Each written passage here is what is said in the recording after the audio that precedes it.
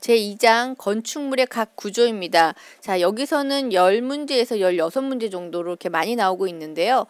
내용들은 각각 구조마다의 특징이나 여러분들이 그 장단점, 개념들을 여러분들이 파악해 주시고 그 다음에 학습 목표하고 용어를 여러분들이 봐주시면 그렇게 어렵지는 않으실 겁니다.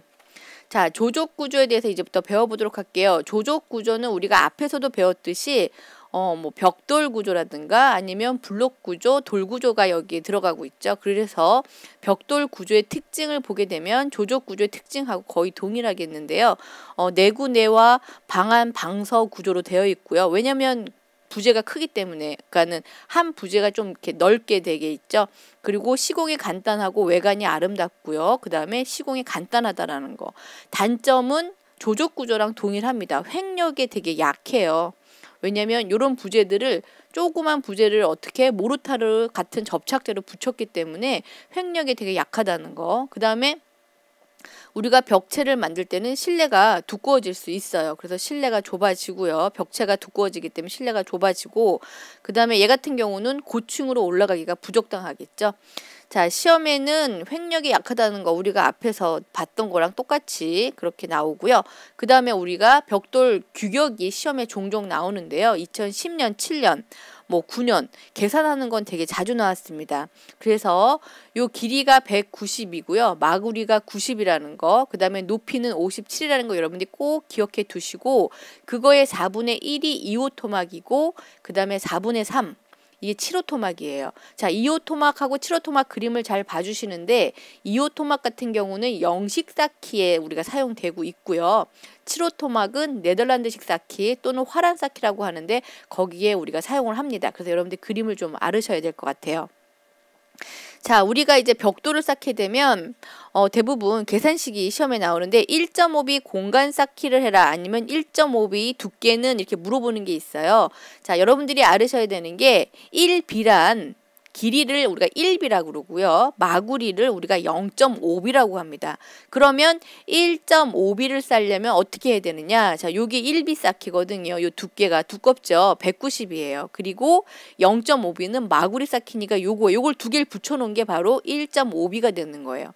자, 그러면 두 개를 붙이려면 가운데에 모르타르 줄눈이 있어야겠죠? 그게 10입니다. 그래서 190 더하기 10 줄눈 더하기 그 다음에 마구리 90 해가지고 치수가 290이 나오는 건데요. 요거는 우리가 2010년, 9년, 8년 계속 나왔으니까 여러분들이 꼭 확인을 해 주셔야 되는 겁니다. 자, 이제 줄눈에 대해서 한번 보도록 하겠습니다. 거기 제품은 여러분들이 한 번씩 읽어봐 주시고 우리가 7장에서도 제품이 나와 있기 때문에 거기서 한번 다시 보고 여기서 그냥 넘어가도록 할게요. 자, 줄눈은 자, 우리가 아까 줄눈을 10을 넣어서 위 부재랑 연결한다 그랬죠. 자, 요거는 얼마냐면 줄눈은 10이라 그랬어요.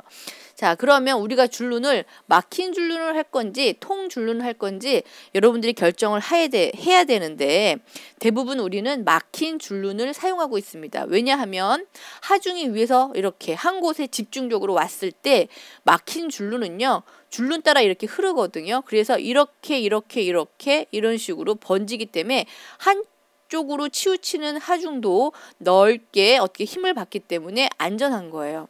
하지만 통 줄눈일 경우에는 한쪽에 힘을 받으면 여기만 무너질 수 있겠죠. 그래서 우리가 통 줄눈은 치장이나 뭐 이런 데만 쓰고요. 막힌 줄눈은 우리가 힘 받는 곳에 쓴다라고 여러분들이 생각을 해주시면 될 것 같고, 자, 시험에는 줄눈 그림이 좀 나옵니다. 민줄눈하고 평줄눈 그리고 내민줄눈 이렇게 내밀었죠. 민줄눈은 이렇게 민자고요. 요게 바로 평줄눈이에요.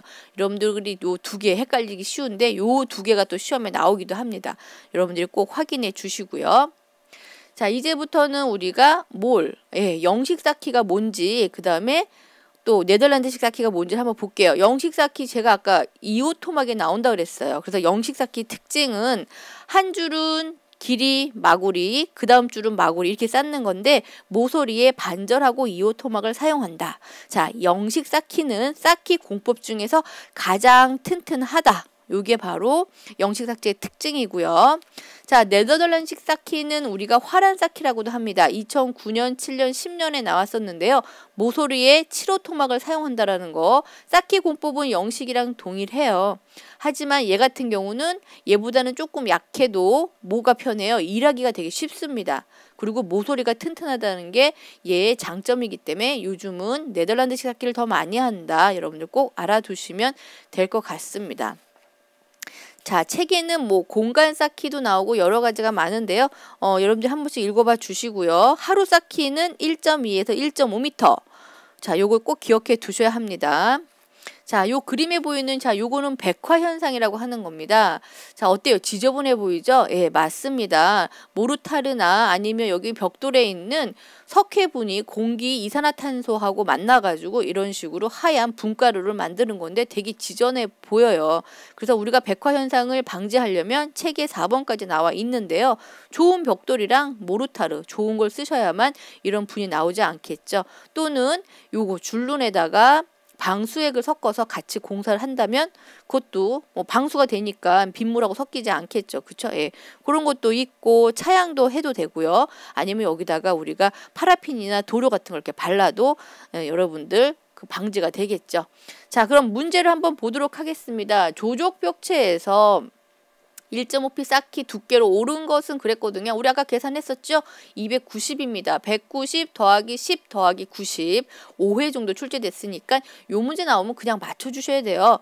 자, 또 볼게요. 쭉 보니까 7호 토막 사용했대요. 자, 7호 토막 뭐다? 화란 쌓기다. 또는 네덜란드 쌓기다. 같은 말입니다. 5회 정도 출제됐으니까 여러분들 꼭 기억해 두셔야 됩니다.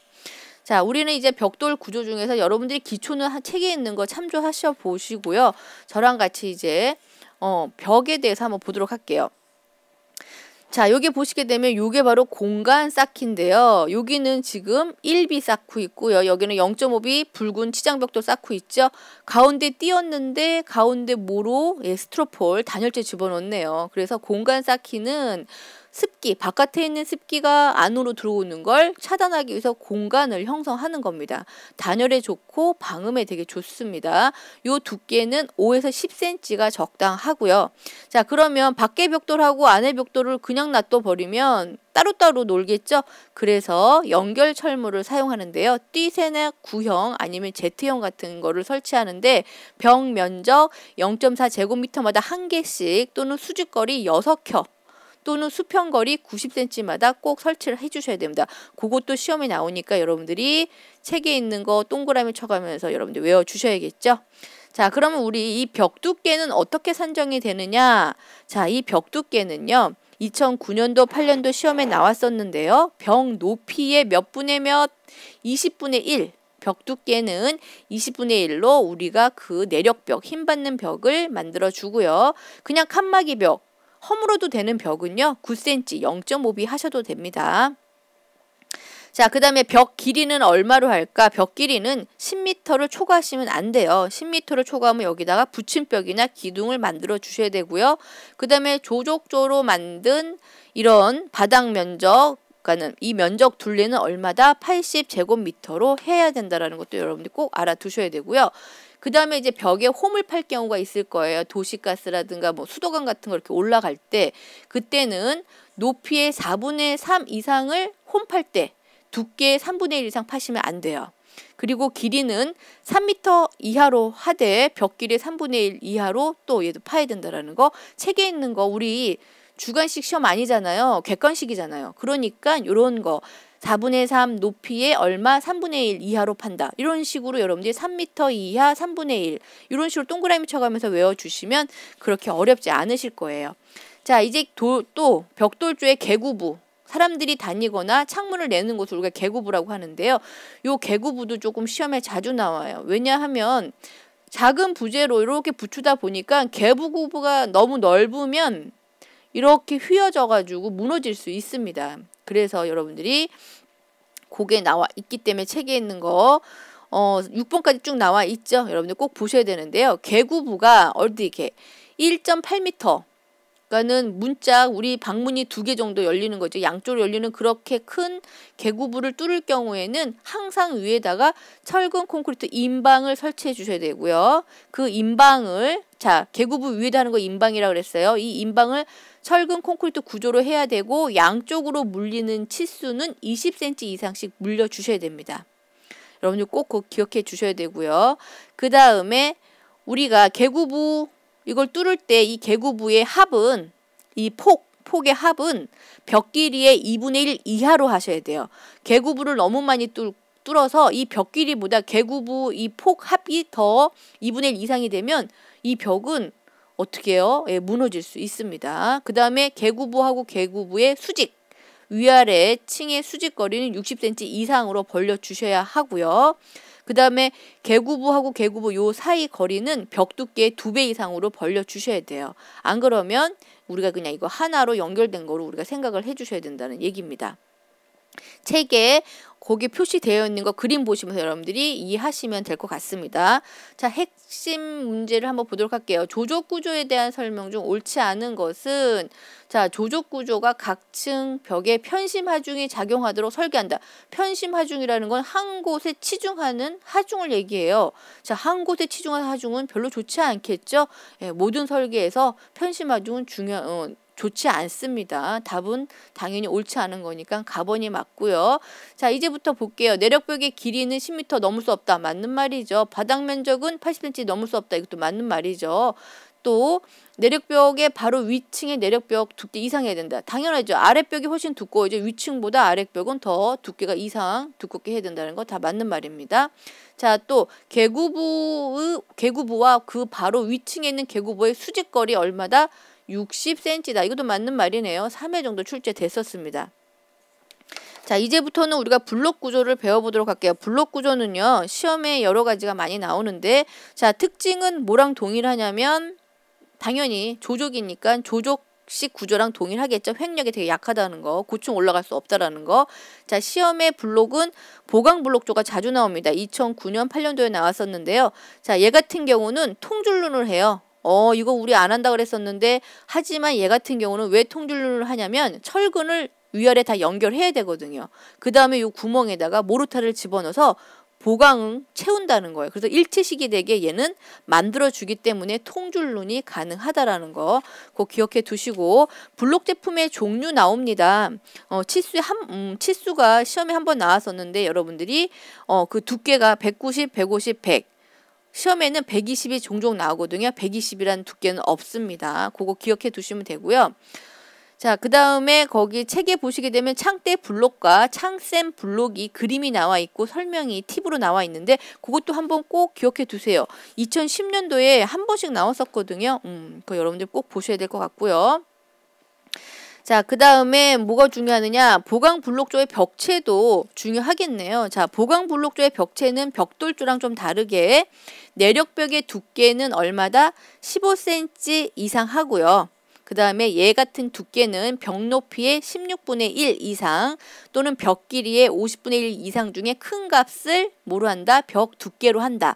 여러분들 꼭 기억해 두셔야 되는 게 15cm 이상 또는 벽 높이의 16분의 1 또는 50분의 1 이상 중에 큰 것으로 한다라는 거. 벽 두께. 이게 누구예요?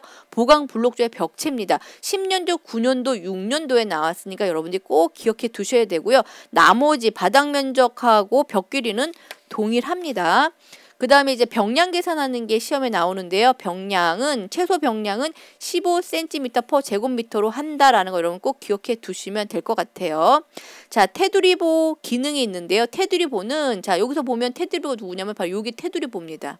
자, 요 테두리보는 분산된 벽체, 얘네들 벽체를 일체화하고선 여기에 오는 하중을 어떻게 수직 분열을 방지하고 균등하게 배분하는 역할을 하는 거예요. 테두리보. 그러니까 여러분들 그것도 기억해 두시면 될 것 같아요. 자, 그리고 당연히 임방 뭔지 아시죠? 아까 제가 여기 있는 게 다 임방입니다. 요거 창문 위에 이렇게 있는 게 임방인데요. 임방 같은 건 당연히 넓을 때는 우리가 콘크리트 보 설치한다는 거, 양쪽에 20씩 물리는 건 아까 벽돌 구조랑 동일합니다. 자, 그러면 우리가 문제 한번 보도록 할게요. 블록조의 빈속에 철근과 콘크리트를 부어서 어떻게 하나가 되게 하는 블록조보다 보강블록조 5회나 출제가 됐었습니다. 답은 4번 맞겠죠. 우리 그림 기억하시면서 꼭 외워두셔야 됩니다. 5회 나왔으니까. 자, 보강블록조에 대한 설명으로 옳지 않은 것은 3회 출제됐었는데요. 자, 우리가 아까 병량 얼마로 한다고 그랬죠? 15cm per 제곱미터죠. 예, 그러니까 0.15m니까 15cm가 되겠죠. 답은 이것도 맞고요. 그 다음에 바닥 면적 80제곱미터 넘지 않는다 그랬고요. 자, 내력벽의 두께, 누구 내력벽? 보강블록조 내력벽은 우리가 아까 얼마라 그랬냐면 15cm 이상 또는 벽 높이의 16분의 1 이상 또는 벽 길이의 50분의 1 이상 중에 큰 값으로 한다 그랬죠. 100이란 말은 없었습니다. 15cm니까 150mm가 되겠네요. 답은 그래서 틀린 게 답번입니다. 자, 그 다음에 모서리에 철근은 12mm 이상 새로 한다라는 것도 여러분들 알아두시면 될 것 같고요. 자, 이제 돌 구조를 볼게요. 돌 구조 특징도 마찬가지인데요. 얘도 횡력이 약합니다. 조족조기 때문에. 자, 그러면 얘의 특징을 한번 보도록 할게요. 2009년도에 나왔었는데요. 자, 불연성이고 압축 강도가 큽니다. 얘는요. 늘어나진 않지만 압축 강도는 엄청 크죠. 무겁고 두껍고 튼튼하고 하기 때문에 압축 강도 되게 좋아요. 단점은 인장 강도가 되게 낮다. 그리고 큰 부재, 장재를 우리가 얻기가 되게 어렵다라는 거, 장대재를 얻기가 어렵다라는 거 여러분들 꼭 기억해 두시고요. 또 무겁기 때문에 우리가 높은 곳에 어떻게 가공해서 올리기가 되게 힘듭니다. 자, 그리고 고열을 받을 경우에 얘 같은 경우는 균열이 있을 수 있다라는 것도 단점에 들어갑니다. 자, 이제부터 우리가 석재 가공 시험에 종종 나오는 건데요. 자, 요거 뭐예요? 요거 보시면 여기 약간 주황색 보이죠? 요게 포크레인이에요. 자, 이건 큰 산이거든요. 우리가 이걸 채석장이라고 그러죠? 예, 채석하고 있는 중입니다. 자, 포크레인이 돌을 깨고 해가지고 돌을 갖고 내려와서 아저씨가 어떻게 좀 쓸만하게 크기로 자르는 거죠. 운반하기 편하게. 이거 할석이라고 하고요. 할석. 자, 혹두기로 우리가 지금 혹두기 쇠매로 지금 쇠매죠. 요게 쇠매로 혹두기 다듬을 하고 있는 겁니다. 그 다음에 요건 정다듬이죠. 정다듬은 뭘로 할까요? 당연히 정으로 하겠죠. 그 다음에 도두락 다듬은 도두락 망치가 있습니다. 도두락 망치로 하고요. 그 다음에 잔다듬은 날망치로 한다는 게 시험에 나왔으니까 여러분들 꼭 기억해 두시면 돼요. 자, 요거 혹두기 마감이고요. 이거는 정다듬 거친 마감, 그 다음에 요거는 정다듬 고운 마감, 요건 물갈기입니다. 자, 그리고 시험에는 뭐가 나왔냐면은 2010년도에 바른칭 쌓기가 나왔거든요. 자, 바른칭 쌓기는 수평 줄눈하고 수직 줄눈이 일직선으로 이렇게 곱게 잘 싸진 걸 우리는 바른칭 쌓기라 한다. 여러분들 그거까지 알아두시면 될 것 같아요. 책에 있는 내용 꼼꼼히 한번 읽어봐 주셔야 되고요. 자, 문제 보도록 하겠습니다. 석재의 사용 시 유의사항으로 옳은 것은 2회 정도 나왔네요. 자, 석재를 구조재료 사용 시 인장재로만 사용한다. 인장재, 돌이 늘어난다. 말이 안 되죠. 압축재로 사용해야 되죠. 자, 가공 시 예각이 좋다. 예각으로 한다. 예각 빼죽한 게 좋아요? 아니죠. 예. 자, 외벽 특히 콘크리트 첨부에는 연석을 피해야 된다. 자, 무른 돌은 당연히 피해야 되는 게 옳은 말이죠. 답은 답원입니다. 자, 돌구조에서 창문 등 개구부 위에 걸쳐되어 상부에 오는 하중을 받는 수평부재, 우리 인방이라고 했어요. 인방돌입니다. 3회 정도 나왔었네요. 자, 그 다음에 석재의 표면 가공에 관한 설명으로 옳지 않은 것은 그랬습니다. 혹두기는 쇠매 맞고요. 정다듬은 정, 장다듬은 날망치라 그랬으니까 답은 답원이 되겠네요. 도드락 다듬은 도드락 망치로 합니다. 답은 답원이고요. 자, 나머지 여러분들이 한번 책 쭉 읽어봐 주시고 문제 풀어봐 주시면 되겠습니다.